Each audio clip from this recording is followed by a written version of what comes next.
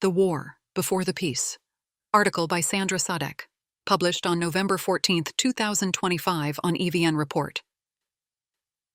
Syunik, 67, hasn't visited her son's grave in 3 years. The cemetery where he is buried lies right below a military post in a part of her village now occupied by Azerbaijani troops since 2022. Like many of the residents in the village of Nurkinhand, the hardest part of living in this remote part of Armenia is the lack of security. If we had security, we could survive. It's not that we can't live, breathe. We work, Syunik explains. Today alone, I was afraid 3 times. It affects me deeply, my spirit, my soul. In the shrinking border village of Nurkinhand, tucked into Armenia's Syunik region, the 20 or so families remaining, down from 113 people in 2001, live just a few hundred meters from the Azerbaijani military villagers, and local reports continue to point to a decreasing population. Mines linger in the fields. Children and young families are a rare sight. Syunik, a short, plump lady with cropped red hair, lost a son during the First Nagorno-Karabakh War. Now, 5 years after the 2020 Artsakh War, and 2 years after the ethnic cleansing of the Armenian population, residents in the Syunik region, which is now the country's newest frontline, remain on edge. Since May 2021, border skirmishes have occurred directly on the Armenia-Azerbaijan frontier, a separate phenomenon from fighting in Nagorno-Karabakh. Azerbaijani forces have crossed into Armenia in Syunik and other border areas, and have occupied a small but strategic chunk of Armenia's sovereign territory. In Nurkinhand, 2,120 hectares of rural land are now occupied. I visited Syunik in late July, just 3 weeks before the leaders of Armenia and Azerbaijan signed a joint declaration at the White House, being touted as a U.S.-brokered peace deal, although peace is far from being established. On the ground, there are a host of tensions that have yet to be resolved in the wake of the ethnic cleansing and the stalled demarcation between the two countries, and Armenia's southernmost region is at the heart of everything. This is where the new Trump route for international peace and prosperity, TRIP, is meant to run, connecting Azerbaijan proper to the east with its exclave of Nakhchivan to the west. Many people here fear that the east-west road, through which Azerbaijan has been promised unimpeded passage, will, in effect, cut off the north-south trade corridor with Iran, which is crucial for landlocked Armenia. As details remain to be completely fleshed out, the fate of those on the edge is uncertain. As recently as February 2024, another skirmish killed 4 Armenian soldiers and injured another. And on the night of June 20, 2025, residents reported shots being fired from enemy lines, damaging some homes and solar panels, the only source of electricity. No casualties were reported. They shoot during the night, sometimes in the day, says Rafael Rafik, Syunik's husband. Sometimes just in the air, sometimes at us. We don't know when it'll hit, we just sit quietly, praying nothing happens. Towns like Kapan and border villages such as Nurkinhand have become front lines in a conflict that stems back to the Soviet Union. For outsiders, the fear of war feels distant, but in Syunik, it's a quiet and constant presence. The few brave enough to endure the pressure are older, attached to the land, or have nowhere else to go. Don't even say the word leave. If we leave, then this land will also be left to the enemy, says Norik, 73, whose wife Laura is the local school teacher. Syunik works at the cantina on a nearby Armenian military base and lives with her 72-year-old husband, her son, her daughter-in-law, and 2 grandkids. They are the largest family in the village. The grandkids are 2 of the 4 children attending the local school, whose population has dwindled over the years and is now being shut down. Inside their home, Syunik offers staples of Armenian hospitality: watermelon, coffee, cakes, and homemade mulberry vodka. One of her grandsons, also named Raphael, plays games on his phone, sitting beside her.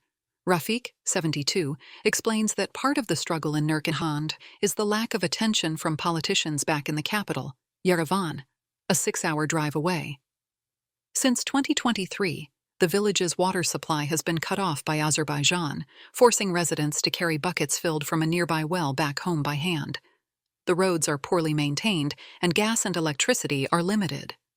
The Armenian government provides villagers with 15,000 drams per month, or the equivalent of just under $40, Rafik says.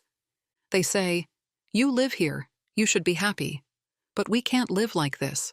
We can't even bury our dead. The cemetery is over there, and we can't reach it," Rafik explains. But some costs are highly symbolic. The village's cemetery and the adjacent World War II memorial are now under Azerbaijani occupation, and residents risk being shot or turned away by the Azeris, making the trip too risky. Some villagers also report that the memorial itself, usually seen from the village, has been destroyed by the Azeris. Norik described feeling abandoned by their government leaders in Yerevan. "Here, if you think about it, we're like orphans," he says. "I don't like politics. I don't care who's right or wrong. But I do care about the truth. And in our time, since we've lived here, we've been here. We'll stay here," Hasmik says. While most of the villagers have been able to sustain themselves from their lands, that source of provisions is also undermined. Residents in villages along the Azerbaijani border say the 2023 incursion of Azerbaijani army into Armenia proper has led to the loss of farmland in a region where 60% of the rural population works in that sector. Along with the loss of land, the lingering presence of mines has made raising livestock challenging for villagers. Many animals wander off in mined zones or into Azerbaijani territory. Residents are unable to retrieve them and have thus decided to stop raising any animals. Andranik, 55, lost some land to Azerbaijan as a result of the new borders drawn and the occupation. He has stopped raising livestock due to the presence of mines near his land. His land now mostly produces fruits and vegetables to sustain his family.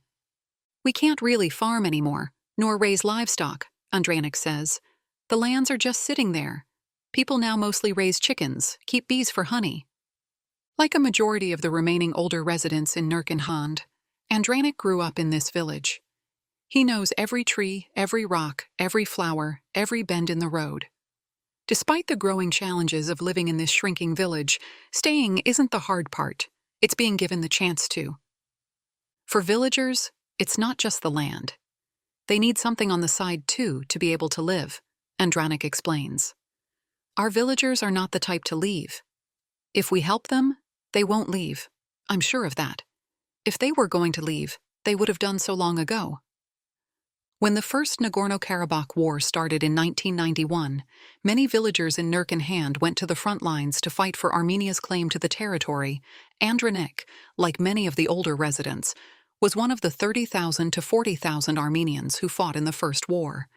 He explains that many of the soldiers then were villagers from border communities who knew the region and were able to navigate the treacherous terrain successfully, hence Armenia's victory.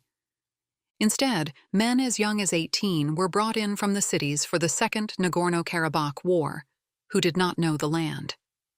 Many villagers in Nurkenhand believe that this is part of the reason why Armenia lost the 2020 war. "That's why things turned out this way," Andranik says. "If there had been more people from the older generation, the war might have gone differently. Definitely. I don't even doubt it," Andranik says. In neighboring villages like Tsav, there is a similar determination to thrive despite the circumstances. Just across from an Armenian military post is Basuta Guest House, run by Marguerite, 45, and her family. The guest house opened in 2020 as additional land for the family to grow produce and a fish pond. It eventually grew into an oasis for visitors in an often tension-filled region. "We've had a lot of guests this year who were visiting Syunik for the first time," Margaret says. "They were enchanted by nature, the human connection, the hospitality. Sure, our conditions aren't ideal. It's a village, after all.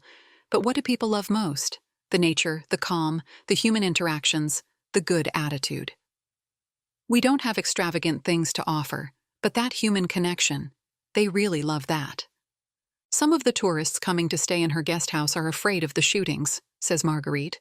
"But you can't live in fear. That's why running this guest house is so important for small communities like Tsav," she says.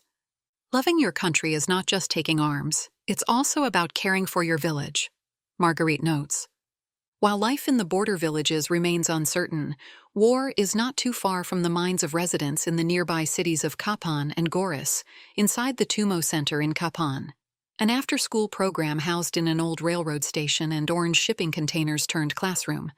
Students come from the surrounding cities and villages to attend workshops in animation, coding, film, and graphic design.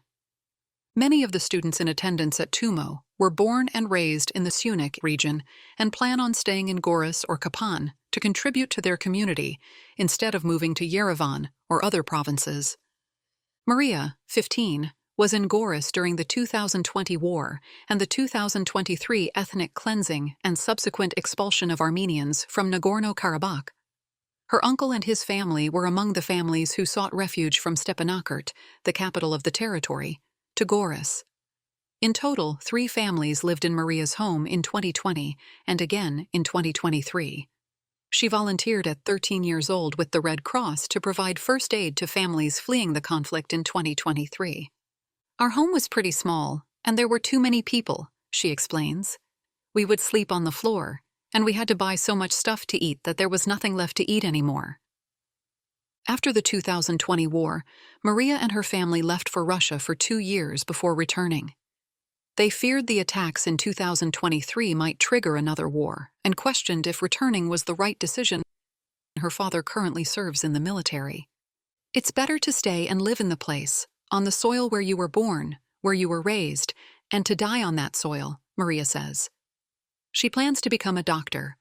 Gohar, also 15 and a Tumo student from Kapan, wants to join the army when she grows up and follow in her father and grandfather's footsteps. She recalls tagging along with her father to his training sessions with the military. Once we went to work early in the morning, and they were doing a full drill lineup. I stood next to my dad, Gohar shares. He told me to move aside, but I stayed.